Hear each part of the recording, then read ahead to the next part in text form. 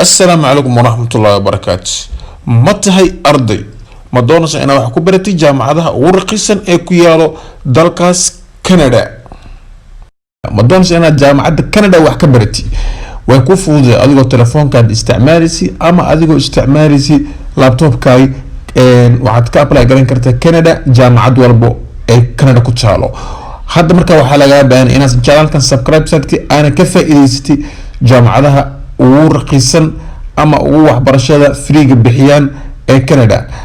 jaamacadda koowaad waxaan ku soo qaadanaa CMU Canadian Monitor University jaamacadan qiimo ahaan waxaad ku baran kartaa semesterkiiba $7,000 waxayna ku taalaa Manitoba jaamacadan waa jaamacadaha ugu quruxda badan xagga indhaha marka ku fiirisay waa jaamacad viewskeedii aad u quruxsan waxayna bixiyaan boqolkiiba 50 waxbarashada ayaga qiimaha ka bixinaya nus jaamacadda labaad ayadana waxa ku soo qaadanaynaa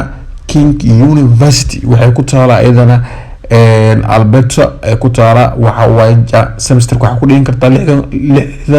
$6,000 ay ku baran kartaa semesterka waa jaamacadaha ugu quruxsan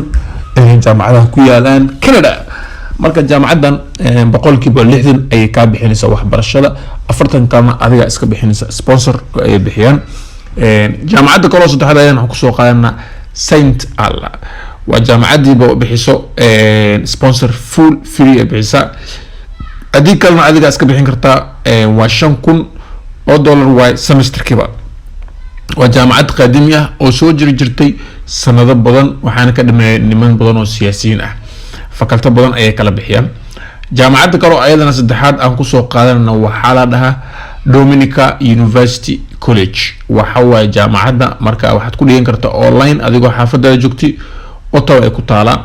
ama waa jaamacadaad ka qayb gali kartaa wax ka baran kartaa jaamacaddan ayadana waxa waa jaamacadaha qadiimiga ah ee marka Canada laga dhisay xorriyadii ka hore in weli jaamacadda xorriyada ay qaadanin jaamacadda waxa lagu qiimeeyay in waxyaalo badan research ay sameeyeen jaamacadda kale oo afraad waxa la dhahaa Athabasca University waxa waa jaamacadaha marka ayadana la dhigi karo higher lacagtooda ay qaali ay tahay ilaa $10,000 waay sanadkiiba waana jaamacad aad iyo aad u qiimo badan wadan badan oo Afrikana waxay ku leedahay branch ay ku leeyihiin laakiin branchkooda ugu weyn wuxuu ku yaalaa Canada jaamacadda marka ayadana oo afraad oo aan soo qaadanayna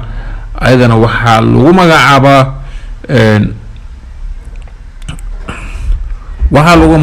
Capa Breton University waa jaamacadaha ayadana marka ugu raqiisan aadka ardayda ka imaadaan internationalka ay xiisaan $7,000 ayaa waxa ku dhigan kartaa sanad dhan ah ku dhigan kartaa waxa waa jaamacadaha ugu raqiisan way badana Hindida iyo waxa imaadaan Afrikaans kale viisaheedana aad ay u bixiyaan waa viisa lagu ma dhibo ardayda uma xujo badan ma lahan oo saam loo xujiyo ardayda waana jaamacad aad u quruxsan oo indhahana u roon jaamacadan waad ka faa'iideysan kartaa jaamacadda labaad ayadana waxa la University of St Paul University waxay ku taala ayadana Ottawa ay ku taala sanadka dhan ayaa waxa ku baran kartaa 6 jaamacadaas oo jaamacadii aan soo qaadanay marka oo aan kaga hadlayno waa jaamacadaha ugu raqiisan Canada ama marka Nairobi kale ina Canada wax ka bixisaha jaamacadana si fudud kala xiriirka marka safaarada ama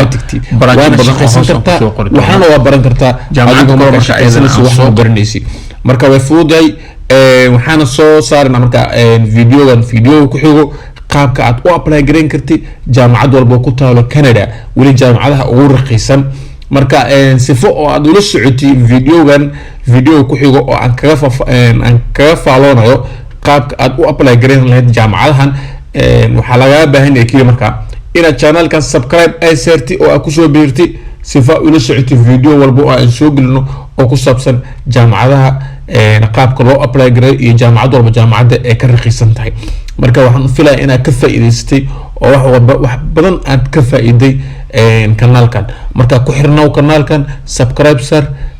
video ku xiran wuxuu noqon doonaa sideen ku apply garay ama aan ku heli karaa visa jaamacadda ku taalo Canada jaamacadaha ugu raqiisan marka haddii aad dhulka isku dhigto adiga ku taala ka faa'iideyso